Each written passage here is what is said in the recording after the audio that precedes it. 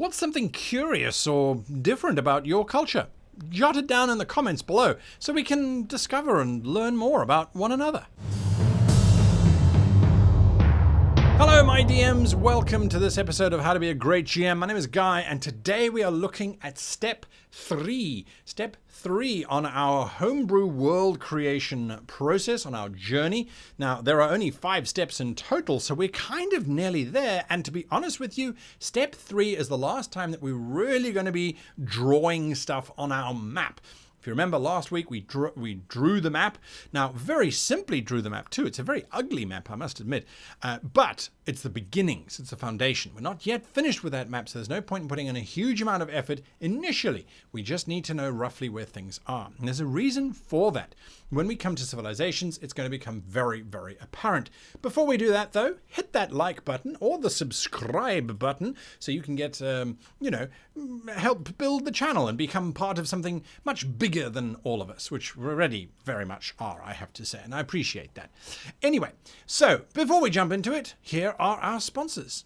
This week's sponsor is Dungeon Fog. Now, the thing I love about Dungeon Fog is that I run my campaigns online using Dungeon Fog. It lists all of the maps that I currently have included into that campaign. Of course, I can draw maps from maps that I've created previously and add them to my campaign. As you can see here, it has loaded up my player characters. Now, what I like is that I can add a map to my campaign, and then I can go in and I can prep that map for my game. Here you can see a bit of the map. I have got their tokens there, and they're busy interacting with some dwarves on the beach. As they move down, however, the fog of war is linked to the character's line of sight and to things that might block it, and we can see that I've got some tokens here that are not grayed out. These are monsters that they will encounter, and then I have some tokens that are completely grayed out.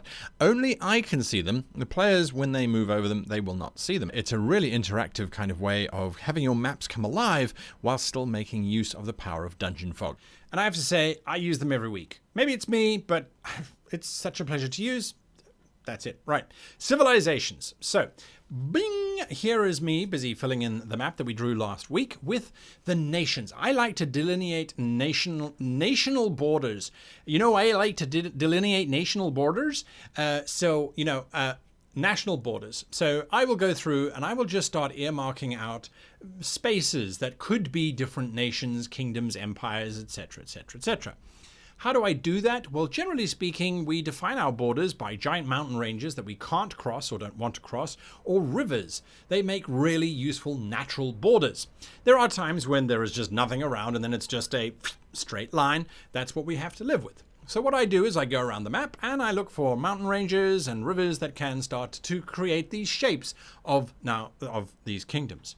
Areas that are particularly useless, so giant areas of desert, for example, or particularly inhospitable swamps, generally speaking, get left behind or colonized last because, well, they're just not very nice places to live in, so you have to get there later on. Unless you are a swamp dweller or a desert dweller, in which case they're very nice, in which case you then might just take that whole area as your kingdom. So I delineate these different zones because it simply gives me a visual idea of how many nations are going to be vying for the PC's attention and the like. I try not to make it overly complex. I also try not to bother with areas that have nations that are smaller than, let's say, 200 or 300 miles in diameter because, well, are they going to be that big a player? Are they going to really feature that much in the players' mindsets? It's usually only the very big empires that are going to have, or kingdoms that are going to have impact on your narrative, or at least that need to be on your maps. So, once we've created our zones where our player characters might start wandering through these different kingdoms, I then step back and I say, right, where did the civilization start for this particular zone? Now, how does civilization start in the first place? Well, it's an interesting thing, and it all has to do with something that I apparently really, really enjoy a lot, and that's food.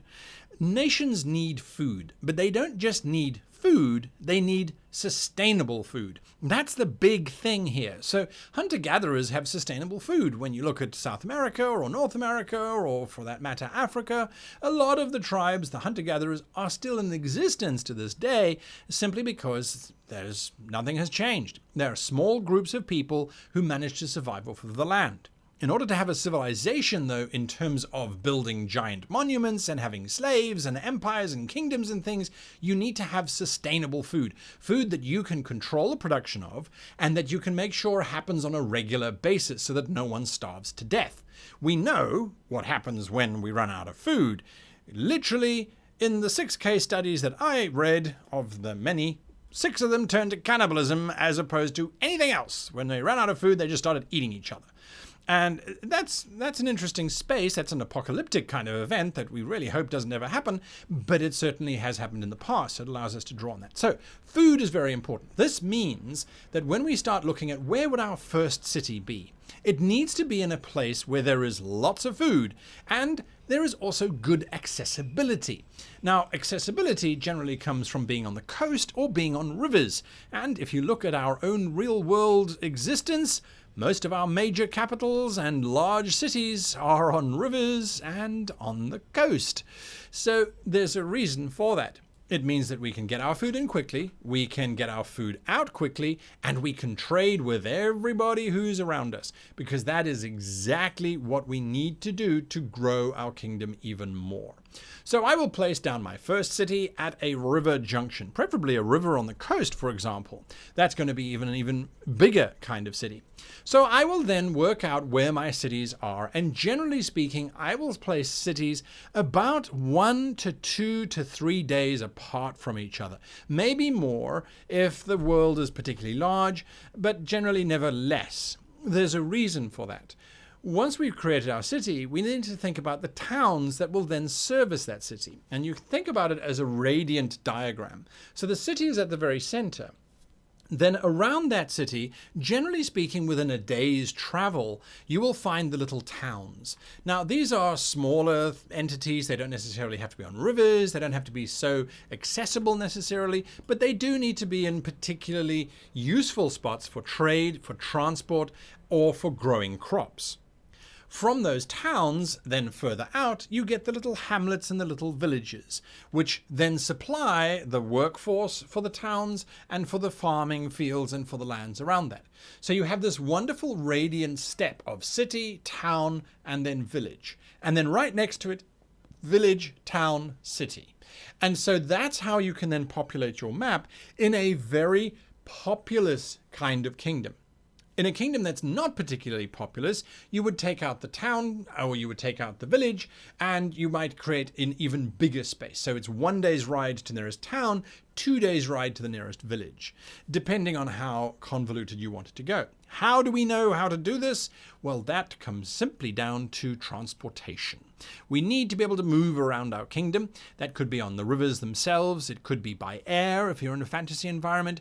It could be by canals, or most likely it's by roads. And so you want to join those roads together. Roads, generally speaking, take quite a lot of effort and planning in order to manufacture them, because it's not just about building a nice flat road. It's what happens when the road needs to go through a hill, or does it just wind around it? And what happens if you need a bridge, or does it just wind down the gorge and then back up the other side?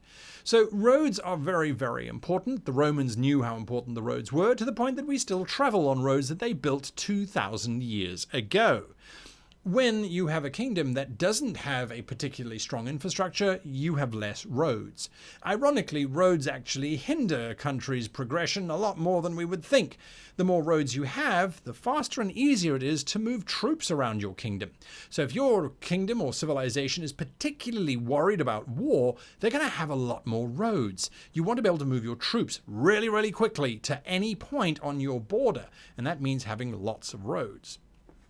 So we start to draw on the roads and we start to get this nice little network going. And then we need to then think about communication. How do the people within your nation communicate? Why? Well, because communication is the extent of our border. There is no point in having a city that is 1,000 miles away and that takes 6 months to communicate with. Not only will that city already simply step away, they'll annex themselves from your kingdom and say, we're our own, we're so far away from you, you don't know what's going on. And we've certainly seen that happen many, many times in Earth's history, so we know it's inevitable once we get a colony on Mars. They certainly are going to go independent. There's no question about that. Even on the moon, they go independent. So the notion of how far can you travel, how fast can you get a message out is going to determine how big your empire is. So if you want to have this massive sprawling empire, you need to figure out the communication between points. Do they have magic sending stones that allow them to communicate across vast distances? Or do they have fairly simple means, pigeons? How far can a pigeon fly? I don't know, you'll have to do some research. But the idea, I think you get. How far out can you go? And that's kind of the extent of your borders. No more than 2 or 3 weeks at maximum, simply because it becomes unwieldy. The Romans discovered this, although they had their amazing road network and their amazing courier delivery system. Once they got to the very furthest extremities, they just couldn't go further. Alexander the Great had exactly the same problem. Finally, when we come to finishing off our map, we've added our cities and our towns and we've put in our road systems. Everything is looking good. The only thing that we now are left to do is to express the uniqueness of the culture within. I have seen many maps that have been created where all the towns are simply indicated by a square and all of the cities by a triangle and all the villages by a circle or something along those lines. And when you look at the map, you go, this is purely a functional map. This map doesn't give me any additional information, so my mountains can be little upside down V's and my forests can just be T's. I really don't have to put in a lot of effort. There's nothing wrong with that. That map does exactly what you want it to do. It communicates the geography and the layout of the kingdoms in your region. However, if you want your map to be slightly more interesting and to look better, something that I always suggest is to create your cities so that they are in some way indicative of what makes the culture unique or what makes the species unique within that kingdom. So you'll notice that with the orcs, I created these very spiky looking domed types of things, whereas with the humans, I created more traditional castles. And then finally, with the serpent people, I created more like pyramid things in the desert because I kind of wanted to emulate that. It's very cliched, I know, but that's part of it, is that my players will go, oh, yeah, it's a pyramid in the desert. Okay, they're kind of Egyptian snake people. I got it. I can move on. It's a shorthand. It allows us to use those expectations in our plots and our adventures. That's what we needed to look for in step 3. So your task is to go out and take the map that you made last week, hopefully, and to now break it out into its kingdoms, look at where your borders are, look at how they move around, look at the communication systems that they use, and then try and visually represent the species to someone who is looking at that map so they can go, okay, these are barbaric, these are civilized, these are traditionalists, etc., etc., etc. And that is all that we need to do for step 3.